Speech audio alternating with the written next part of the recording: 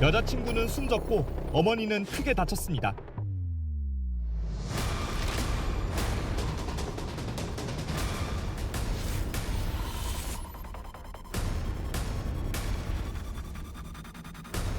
그리고 뜻밖의 물건을 건네주셨는데요.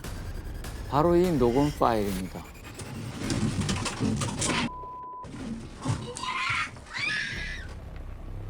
이 녹음 파일에 담긴 비밀은 과연 뭘까요?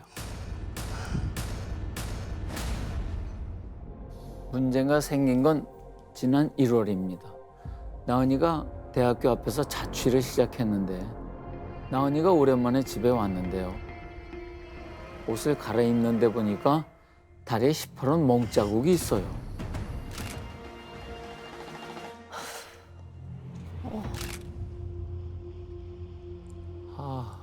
집에 간다 그러면 자꾸 때렸대요.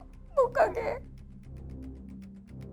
나도 우리 집에 안 갔는데 너는 왜 자꾸 집에 갈라 그러냐고.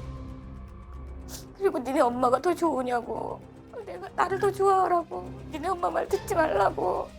그러면서 때렸다고 하더라고. 당장 헤어져. 그랬더니 안 된대요. 헤어지면 큰일 난대요. 저한테 그 얘기를 하더라고요. 엄마 사실은 오빠가 자꾸 나 자고 있을 때 휴대폰으로 사진을 찍어, 알몸 사진을 찍어. 그리고 동영상도 찍은 것 같아. 자꾸 식구들이랑 학교에다가 알몸 사진이랑 동영상을 유포한다 그런대요.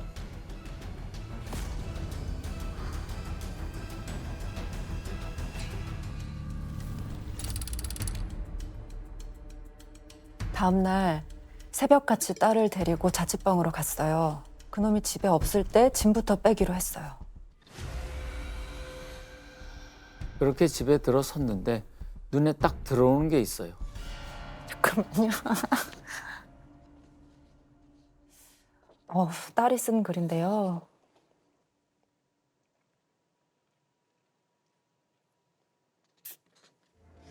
일찍 돌아오겠다고 해놓고 새벽 1시에 들어와서 죄송합니다.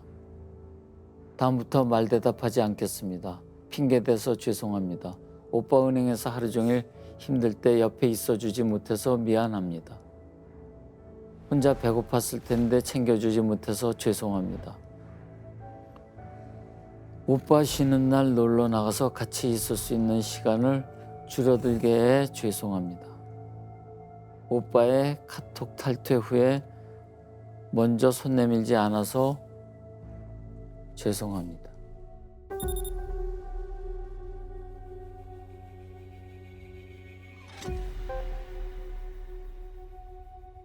들어가서 앉으세요 이래서 저희 둘은 안쪽으로 들어가서 앉았고요.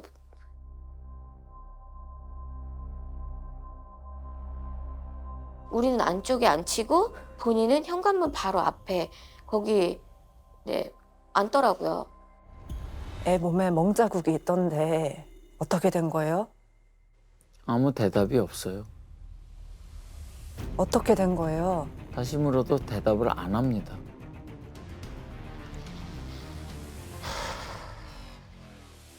갑자기 한숨을 쉬더니 일어나더라고요. 싱크대 위에 칼이 있었는데 갑자기 칼을 잡고 저희 딸 목을 찌르려고 오더라고요.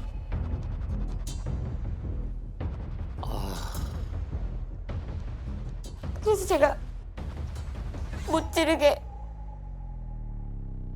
앞으로 갔어요. 저희 딸 막으려고 갔는데 제가 그래서 이쪽이 찔렸거든요.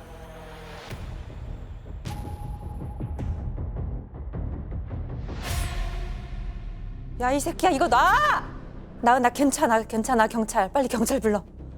맞고 있는 어머니에게 김래아가 칼을 마구 휘두릅니다.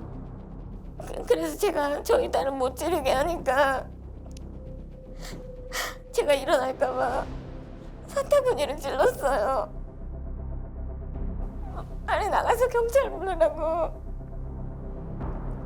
그래서 이제 저희 딸이 나가게 앞으로 갈 수 있도록 하고 제가 전 나가서 이제 우리 딸은 살았구나 생각을 했는데 그 새끼가 또 따라 나가려고 해서 제가 못 나가게 계속 잡았어요. 그냥 꽉 잡았어요.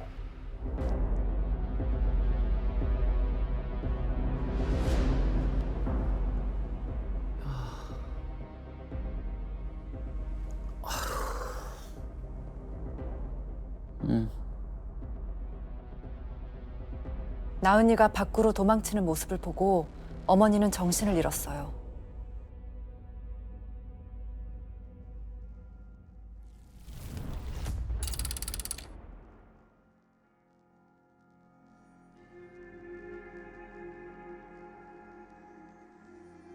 어머니가 다시 눈을 뜬 건 병원 중환자실이었습니다. 13군데를 찔렸어요. 목, 가슴, 등, 다리, 성한 곳이 없어요.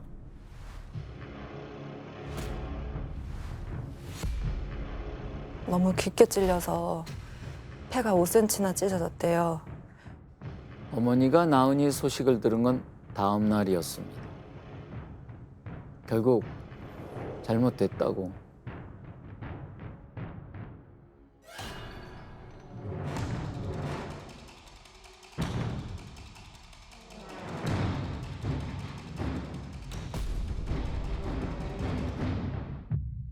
저희 딸이 그렇게 될 줄은 몰랐어요. 금쪽 같은 딸인데 가는 것도 못 보고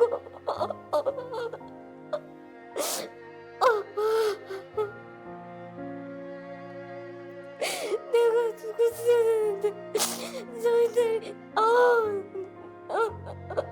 저렇게 이상한 애 개죽음 당하고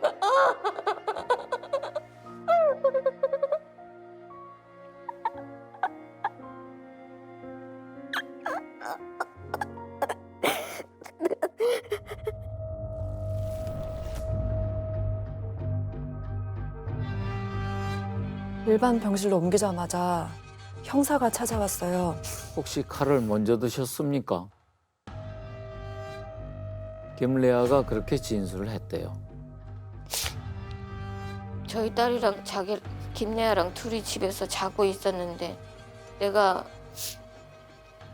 얘기 없이 와서 칼로 먼저 자기네를 협박을 했다 이렇게 자꾸 얘기를 해서 김래아 측 주장은 이렇습니다. 피해자 모친이 먹는 것을 나무라며 과도를 들었습니다. 순간 위협을 느껴 피해자 모친이 가지고 있던 과도를 빼앗아 우발적으로 찌른 것입니다. 그러니 선처에 달라는 거죠. 이게 인정되면 형량이 대폭 낮아지겠죠. 과연 이 주장은 사실일까요? 문제는 증거예요. 이날 현장엔 3명이 있었잖아요.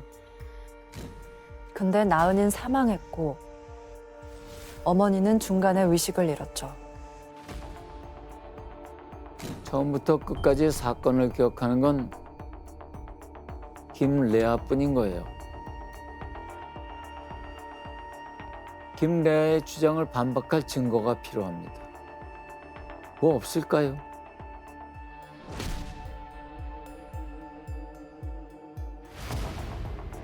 바로 그 순간 상황을 반전시킬 비장의 무기가 등장합니다. 녹음 파일이 나왔어요. 살해 당시의 상황이 고스란히 녹음된 녹음 파일이 있었어요. 어머니가 김래아를 만나러 갈 때 증거를 남기려고 하셨잖아요. 그래서 혹시나 싶어서 휴대폰 녹음 버튼을 눌러 놓으셨대요.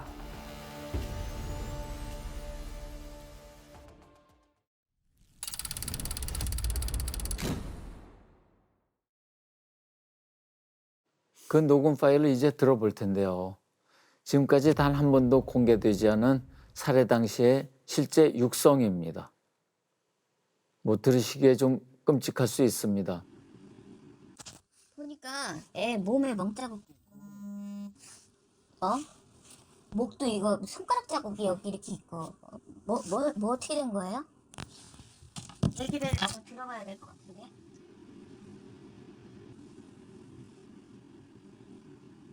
어떻게 된 거예요?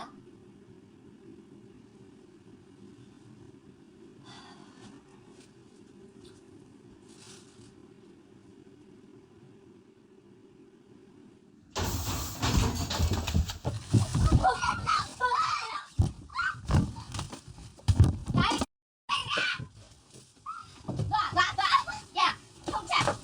경찰 불러! 아니, 경찰! 그냥 불러, 괜찮아. 없어, 안 돼, 핸드폰이 없어. 야, 이 새끼야! 문 열어. 가서 문 열어. 가서 문 열고 경찰 불러. 빨리 가서 열어.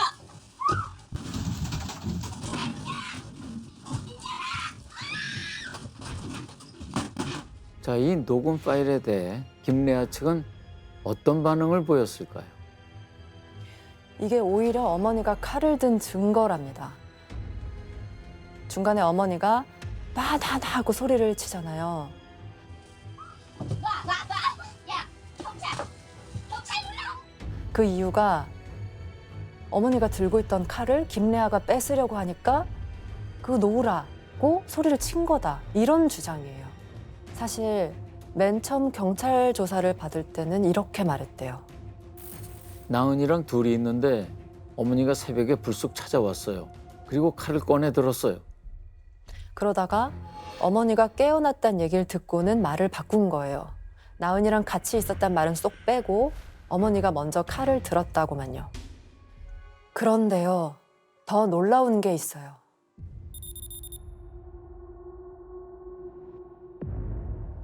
결심 공판 때 최후 진술하라고 시간을 주잖아요. 김래아가 이런 말을 했대요. 남은 인생을 매 순간 죄송해하고 기도하며 살아가겠습니다. 그리곤 한마디를 덧붙이더래요. 가족들과 별이에게 너무 미안합니다.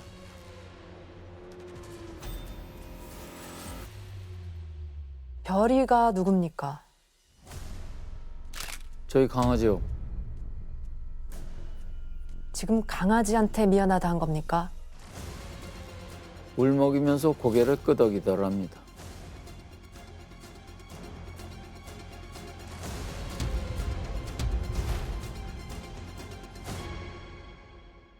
저희 딸 얘기할 때는 울지도 않고 말로만 미안하다고 하더니 자기네 키우는 강아지 얘기할 때는 그렇게 우화를 하면서 우는 자체가 너무 어이가 없고 진짜 사람 같지도 않았어요.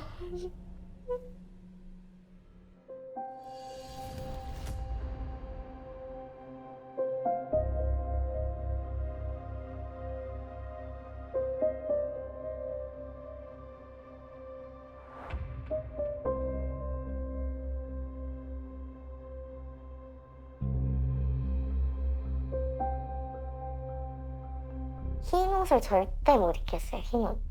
흰 옷 입으면 그날은 싸우는 날이었어요. 속옷 다 비친다 하면서, 아니, 제가 볼 땐 하나도 안 비치는데, 크로스백도 안 되고, 레깅스 절대 안 되고, 반바지도 막 무릎까지 오는 기장 아니면 절대 못 입겠고, 너무 좀 제약이 많았어요. 너무 많았어요, 너무. 옷차림만 간섭했겠어요. 버스나 지하철 타잖아요. 그럼 이런 문자가 와요.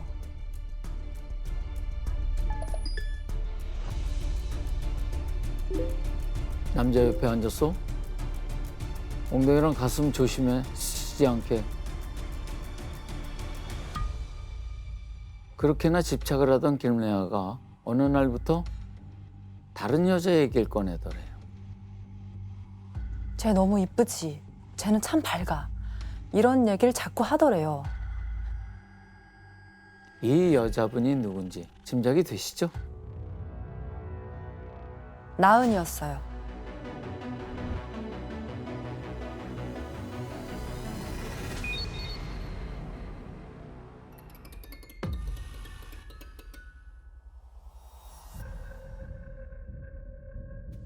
갑자기 카카오톡이 왔는데 어제까지 그냥 평소처럼 얘기하던 친구가 남자친구한테 집중을 해야겠다고 더 이상 연락을 하지 못할 것 같다고 연락이 왔어요.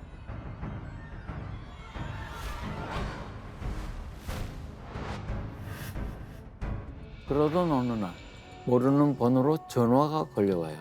받아보니 나은이에요. 상황을 저한테 천천히 얘기를 하는데 생각보다 굉장히 심각한 상황에 놓여 있더라고요. 그 남자애가 일단 친구의 핸드폰이나 모든 계정을 자기가 관리한다고 하더라고요. 제 친구의 친구들마저도 다 죽이겠다는 그런 말들을 했어요.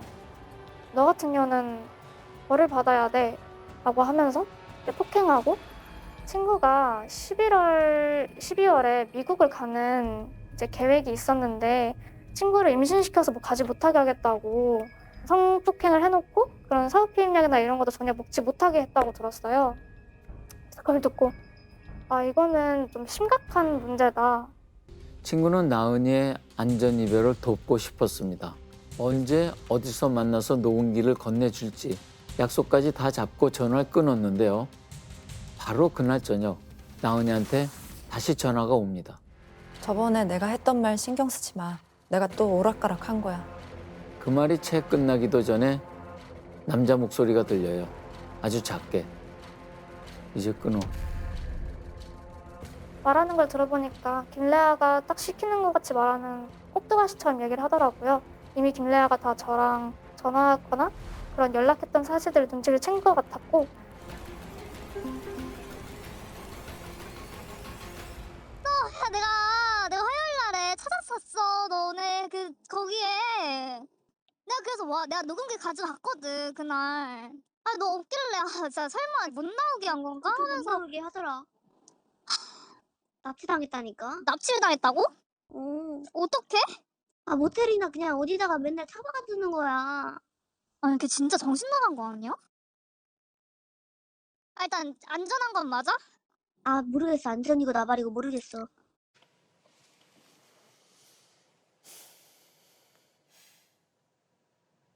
이 통화가 마지막이었어요. 나는 더 이상 전화를 하지 않았어요. 친구도 나은이랑 연락할 방법이 없었고요. 그렇게 나은이는 철저히 고립됐습니다. 김래아의 협박은 더 집요해졌고요.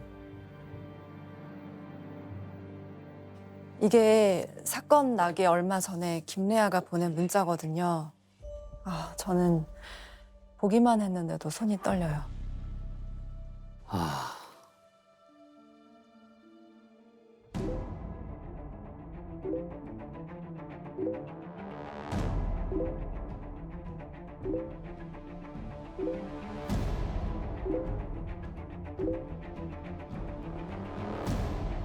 나은이가 자기를 떠났다라고 생각하는 순간에 마음을 먹은 게 아닐까.